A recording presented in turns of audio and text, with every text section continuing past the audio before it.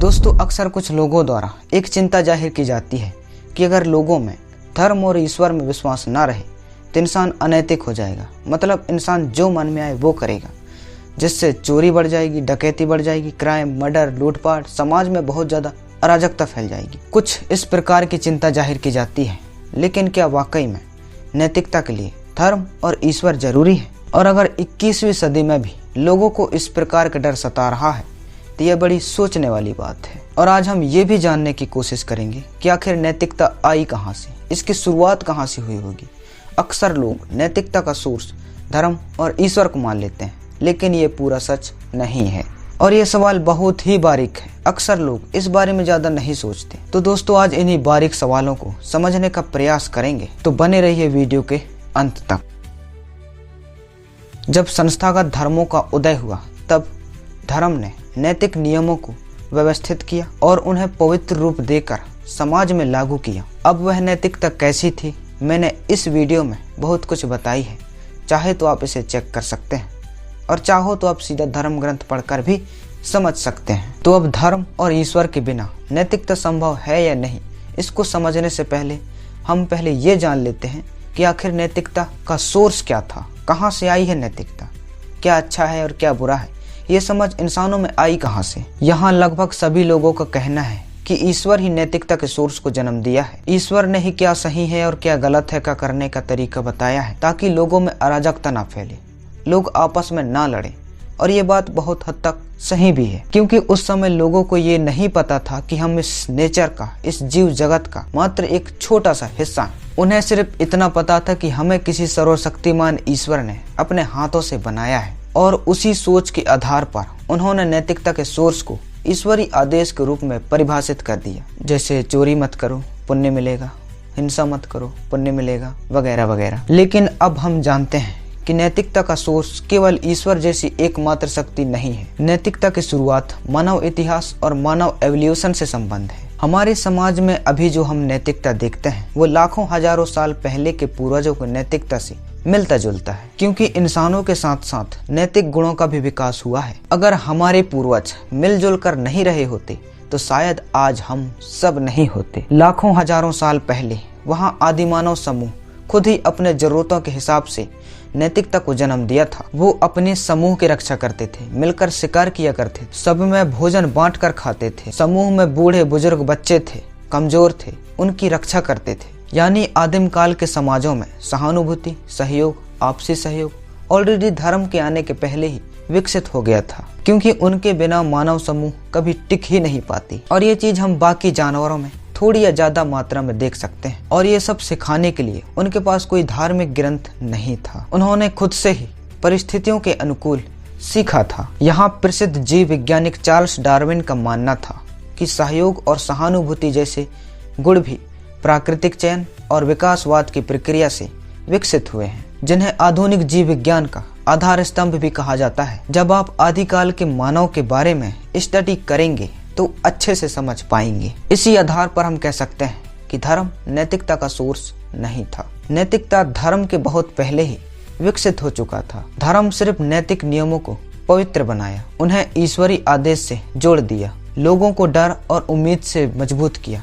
जब समाज बड़ा हुआ तो एक नियम तो चाहिए, इसलिए बड़े समाज में नियम लागू किया, जिसमें से कुछ नियम अच्छे थे और कुछ बुरे। इसलिए मैंने पिछली वीडियो में कहा था कि धर्म इंसानों की विकास प्रक्रिया का हिस्सा है। अभी तक हमने समझा कि नैतिकता केवल ईश्वर या धर्म आदेश नहीं है, बल्कि नैतिकता कई चरणों में विकसित होकर आज इस देश दुनिया में हमारे सामने उपस्थित है, जिसमें ईश्वर विश्वास या डर का भी कुछ हद तक योगदान रहा है। इसलिए केवल ये क्लेम कर देना कि नैतिकता केवल ईश्वर द्वारा आई है, ये पूरा सच नहीं है, बल्कि अपनी मान्यताओं के आधार पर किया गया क्लेम है और कुछ नहीं।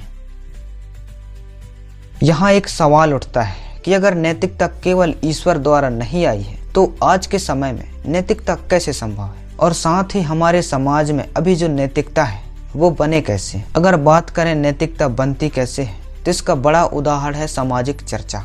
इसको हम आसपास देख सकते हैं, गांव परिवार कहीं भी देख सकते हैं।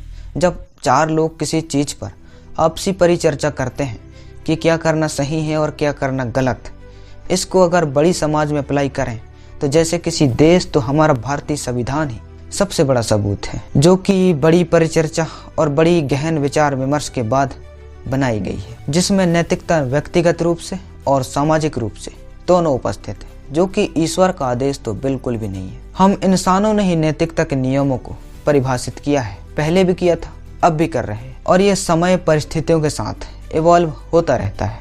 तो फिर आज के समय में ईश्वर बिना नैतिकता कैसे संभव है?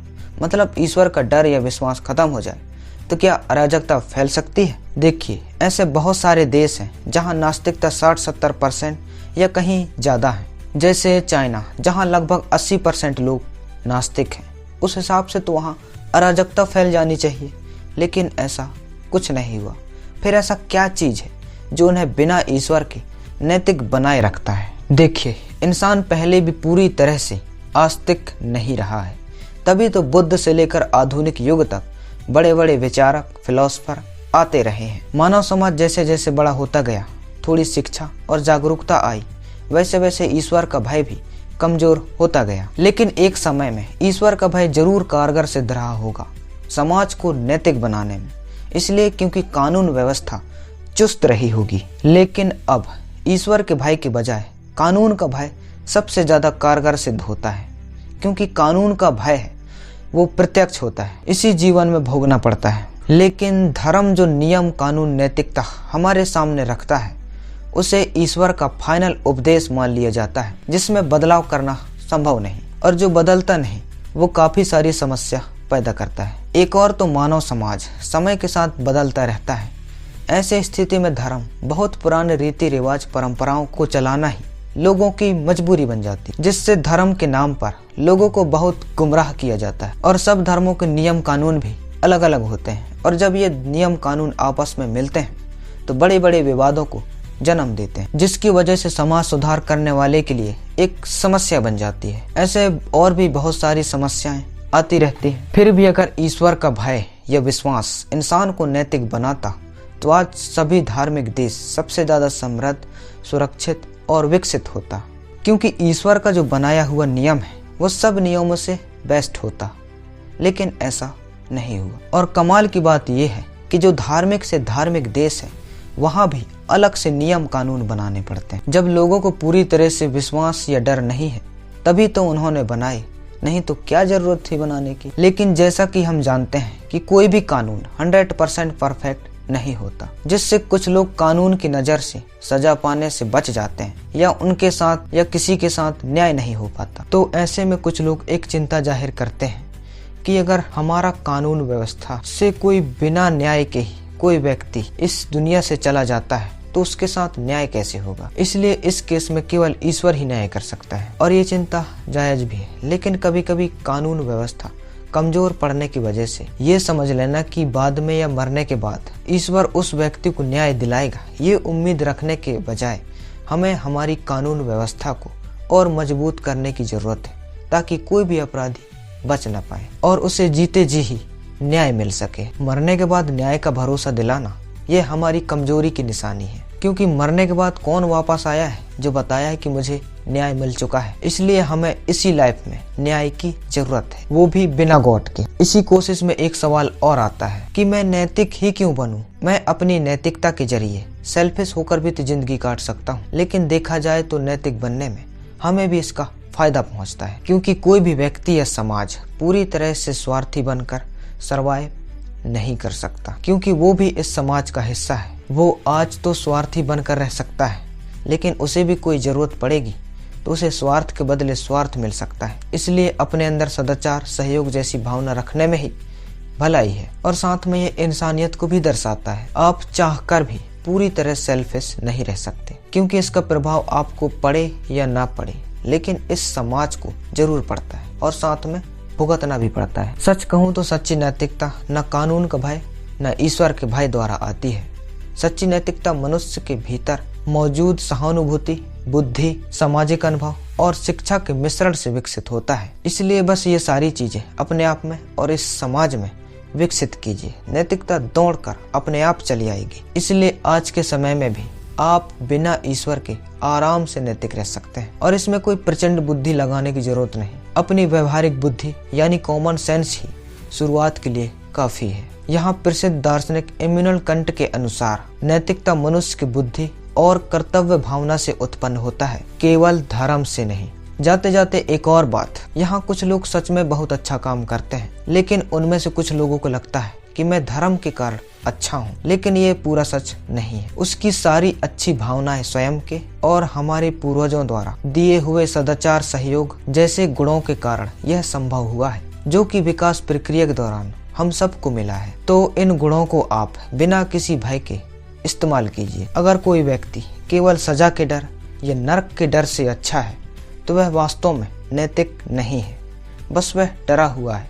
डर खत्म होते ही वह अनैतिक हो सकता है, और ऐसे अनैतिक व्यक्तियों के लिए जागरूकता और मजबूत कानून व्यवस्था सबसे बढ़िया इलाज है। अगर आपने वीडियो को यहाँ तक देख लिया है तो लाइक, शेयर, सब्सक्राइब जरूर कीजिए। मैं मिलता हूँ आपसे अगली वीडियो में।